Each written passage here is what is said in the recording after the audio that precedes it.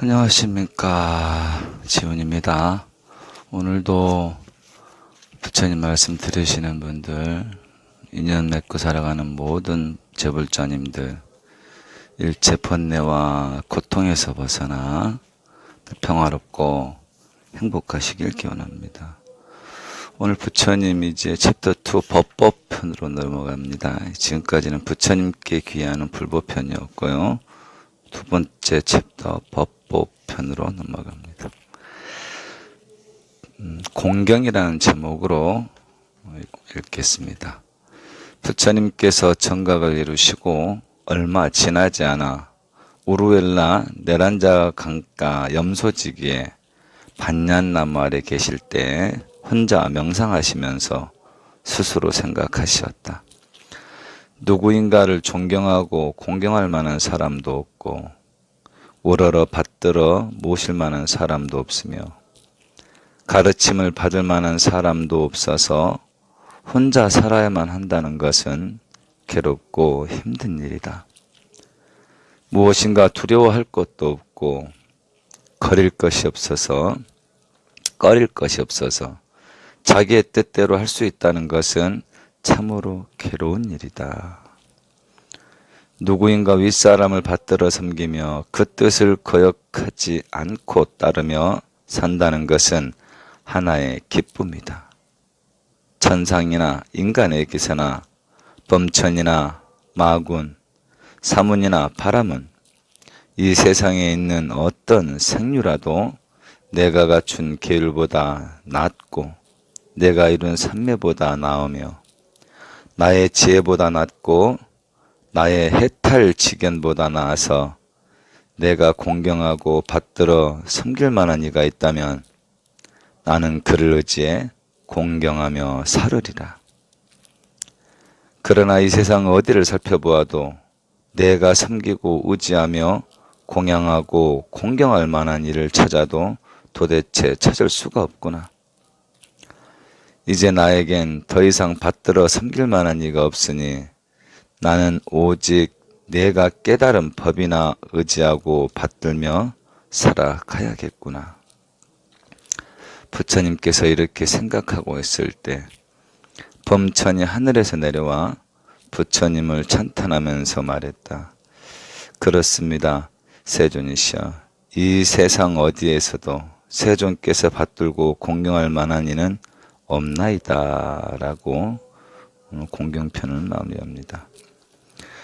부처님을 공경해야 되는 이유, 공경할 만한 이유가 한두 가지겠습니까?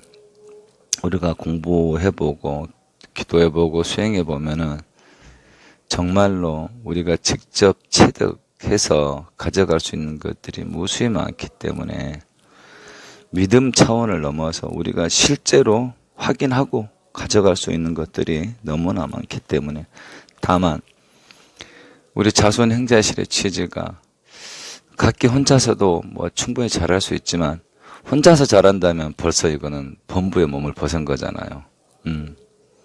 혼자서도 잘한다? 그러면 이제 성문사과, 최소한 수다원까지 들어간 거죠.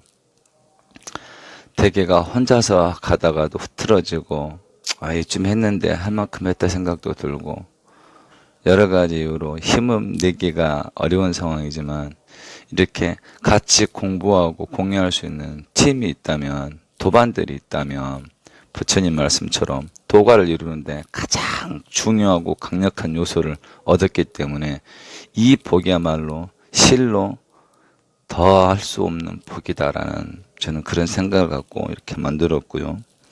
이렇게 만들어지고 나서 물론 모든 일들이 이제 기복이 있기 마련인데 지금이 조금 이렇게 지운선언이 전체적으로 슬럼프 기간인 것 같습니다. 저도 지금 예상치 않게 많이 힘드네요. 아무튼 기복이 있을 때 어떻게 우리가 부처님법을 슬기롭게 헤쳐나가는가, 그것도 우리의 숙제이고 우리가 공부한 걸 써먹을 수 있는 좋은 기회인 것 같습니다. 다들 힘내시고 초심 다시 챙겨가지고 좀 열의 있게 해나갈 수 있었으면 좋겠습니다. 다음 의지처라는 제목으로 또 다음 읽겠습니다. 부처님께서 열반에 드신 지 얼마 되지 않았을 때 마갈타국의 대신인 곱박과 모깔라나가 아난다에게 물었다. 존자 아난다야, 세존께서 이 사람은 내가 열반에 든 후에 너희들이 의지할 곳이다라고 임명한 사람이 있나이까? 세존으로부터 그러한 임명을 받은 사람은 없소이다. 그렇다면 승가에 의하여 합의되었다거나 장로들에 의해서 지명된 사람이라도 있나이까? 그런 것도 없소이다. 아무런 의지할 곳이 없으면서 당신들은 어떻게 하나로 화합할 수 있습니까? 그대 대신여 우리들에게 의지할 곳이 없는 것은 아닙니다. 우리들은 의지할 곳을 가지고 있습니다. 법은 바로 우리들이 의지할 곳입니다. 예. 이제 이거는 목골연경에 나와 있고요. 이 앞에 읽었던 공경이란 것은 자밤경에 나와 있는 건데요. 이 의지처에 대해서 이제 부처님 마지막에 유운집에 보면은 그렇습니다. 제자들이 너무 슬퍼하잖아요. 부처님이 가시려고 하니까.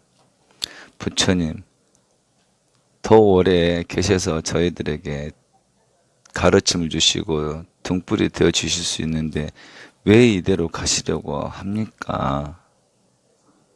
너무 원통해하고 애통해하니까 부처님이 그래요.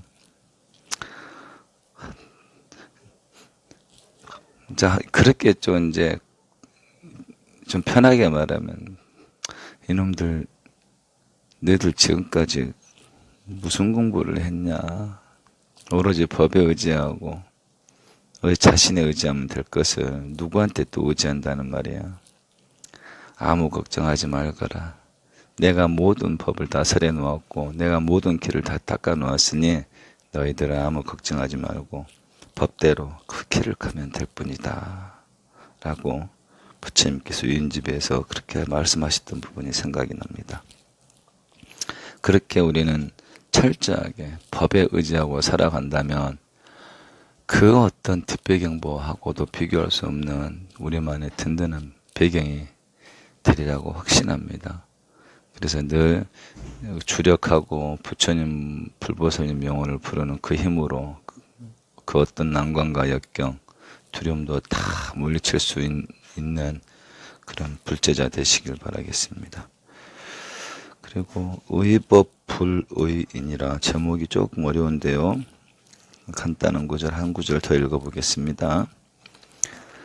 부처님께서 사와띠 기원정서에서 제자들에게 말씀하셨다. 법을 믿지 않고 사람을 믿게 되면 5가지 허물이 생길 수 있느니라. 자기가 믿는 사람이 대중으로부터 비난을 받으면 실망하게 된다. 자기가 믿었던 사람이 계율을 범하면 실망하게 된다. 자신이 믿는 사람을 거리에서 만나면 도량을 찾지 않게 된다.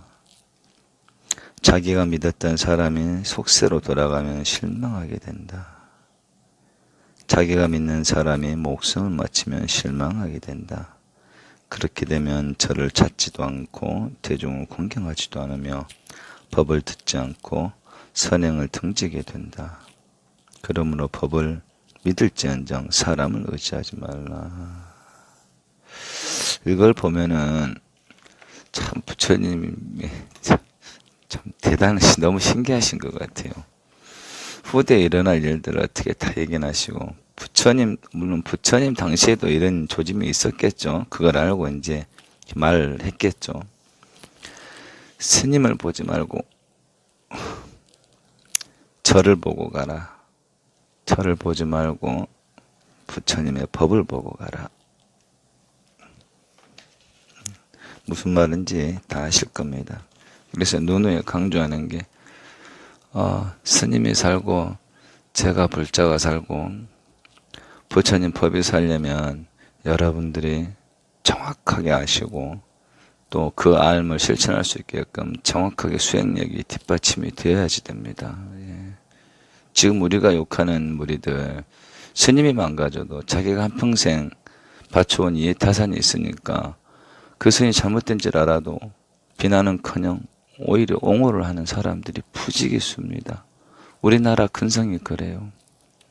일제 앞잡이 친일파들이 나라를 그들이 참여하기는커녕 나라를 말아먹고 있는데도 자기들 이해타산 때문에 그들이 계속 정권을 맡기고 오잖아요. 도대체 어디서부터 고쳐야 될지 모르겠는데요. 종교관도 마찬가지인 것 같아요. 뭐 기독교, 불교 떠나서 제대로 된 성직자를 섬겨야 되는데 자기가 모시던 성직자가 변해버리면 정확하게 질타하고 등을 돌려야지 서로가 사는 길인데 그렇지 않은 게 부지기수입니다. 그러려면 스님들만 수행할 게 아니라 여러분들도 여러분들이 안 만큼 행보를 딱 결정할 수 있을 힘을 갖추셔야 됩니다. 그게 정확하게 수행입니다. 수행이란 불필요한 걸 바라지 않고 필요 이상의 욕심을 바라지 않고 그 어떤 것에도 매이지 않고 유유자적하게 한 판의 인생을 부처님 법대로 살아갈 수 있는 거, 그게 바로 수행입니다. 우리 자손 행자님들은 다 그렇게 되실 겁니다. 가는 도중에 우여곡절도 있을 것이고 또 내분도 일어날 것이고 볼게요. 3년 뒤에 누가 살아 계시나. 그런 마음으로 늘 부족할 때마다 제 자신을 팀 리더로서 제 자신을 참여하면서 그렇게 더욱더 조여가면서 살겠습니다. 같이 가시죠. 내가 꿈꾸는 세상 챕터 하나씩 읽고 마무리하겠습니다. 308번째 말의 유명이란 제목입니다. 유명해지기 위해 말하지 마십시오. 그냥 필요한 말이라서 하십시오. 유명해지기 위해 하는 말은 자아를 가지고 하는 말이라 진실이 아닙니다. 자아로 하는 말은 진실이 없어 욕망을 가지고 꿈에서 말합니다. 이 부분 아주 중요한데요. 부처님 근본 우리 조계종의 근본 경전인 금강경에도 잘 나와 있죠. 나라는 생각을 갖고 뭐 복을 짓는다든지 선한 행위를 한다든지 보시를 한다든지 그러면 한마디로 지옥에 간다. 뭐 지옥에 간다는 말은 제가 지어낸 말인데요. 근데 그 말이 맞는 것 같아요. 내가 뭘 한다는 생각을 갖고 뭘 하면은 반드시 지옥의 쓴맛을 보게 됩니다. 이 책에서도 말하는 것처럼 자아를 가지고 하는 말은 진실이 아닐 확률이 크고 진실이 아니게 될 확률은 더욱더 커집니다. 예. 오로지 그 사람을 위해서 지금 이 순간 꼭 필요한 말이라면 진실적으로 진실대로 얘기해야 되는 건데 자아를 갖고 있는 순간 아무리 맞는 말이고 아무리 그 사람한테 필요한 말이라도 타이밍을 맞출 수가 없게 됩니다. 가장 진실된 말은 기다림에 있는 것 같아요. 나의 말을 들어줄 수 있는 마음의 여유를 갖출 때까지 기다려주는 거죠. 예. 그게 가장 큰 진실인 것 같습니다. 허황된 말을 하면 나중에 감당하기 어려운 공허함으로 고통을 겪습니다.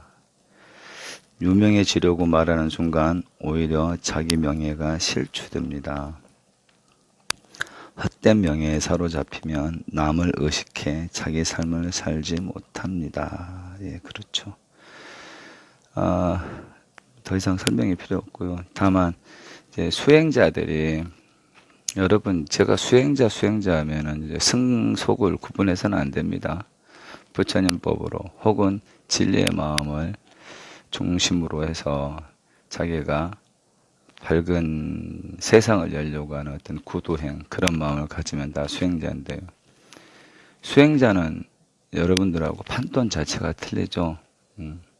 대부분의 사람들은 남는 시간에 힐링 차원에서 자기의 삶을 꾸미기 위해서 명상을 한다거나 신앙생활을 하는 경우도 있고 조금 더 나가면 이게 정말로 유익하고 행복을 주는 거구나 하고 더욱더 많은 시간을 붓고 하지만 수행자라고 자처할 경우에는 이번 생을 아예 통으로 바치는 거죠. 그래서 베팅 금액이 다릅니다. 이번 삶 자체를 투자하는 거기 때문에 그래서 간혹 스님들이 이제 수행자들이 이렇게 발언을 하게 됩니다. 이번 생 걸고 이런 발언을 하게 되죠. 제가 뜻이 변하거든 저를 데려가소서. 이것은 방금 앞에서 말했던 어떤 감당하기 어려운 어떤 그런 걸 하는 게 아니라 그냥 진실되게 이번 생을 거는 거죠.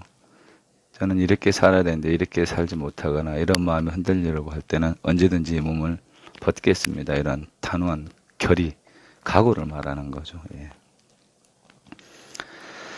유명해지려고 말할수록 세속적으로 천박한 사람이 됩니다. 유명해지려고 하면 남의 성공을 시기합니다. 자기 성공만 바라면 남의 일에 관대하지 못하고 질투를 합니다. 요즘은 다 이렇게 우리가 인성이 높아져서 배울 만큼 배우고 그렇기 때문에 무엇이 천박한 건지 무엇이 품이 있는 건지 구분하는데도 불구하고 많은 사람들의 시선을 받고 스포트라이트를 받으면 그게 커버가 되는 거예요. 품위가 없는데도 불구하고 때론 품위 없어도 좋으니까 때론 지옥 가도 좋으니까 좀 더 유명해지고 싶고 그쵸? 남들 위해 남들이 우러러 보는 그런 자리에 가고 싶고 그러니까 자기 죽을 줄 모르고 불빛 속을 찾아 들어가는 불나방과 똑같은 거예요. 그래서 옛 성인들 말씀이나 조사님들 말씀의 비유를 보면 참 어찌나 그렇게 적나라한지 그런 걸 느끼게 됩니다. 명예나 어떤 돈이나 재물에 눈이 어두워 버리면 다른 것은 보이지가 않게 되는 거죠. 제 죽을 줄 모르고 불빛 속으로 들어가는 불나방처럼. 아무튼 훌륭한 사람은 진실을 말함으로 유명해지기 위해 말하지 않습니다. 예. 저도 이번에 유튜브 하고 이렇게 라이브톡 하면서 늘 절 자신을 경계하는 게 바로 그겁니다. 내가 지금 내가 나를 알리기 위한 마음, 이런 마음이 조금이라도 있는가 늘 그것부터 관찰하고 그게 있는지 늘 방비하고 그렇게 조심해 하고 있습니다. 예. 힘든 역경 생활 속에서도 부처님 법을 생활화해서 기도하고 공부하고 싶은 사람에게 장을 열어주기 위한 이 마음이 한치라도 틈이 생기지 않도록 그렇게 방비해가면서 살아가겠습니다. 함께 가시죠. 예. 오늘 이런 마음으로 상대방한테 꼭 필요한 말, 또 기다린 줄 아는 마음, 이해해 주는 마음으로 선업 증장시키는 하루 되시길 기원하겠습니다. 예. 행복하시고 성불하십시오.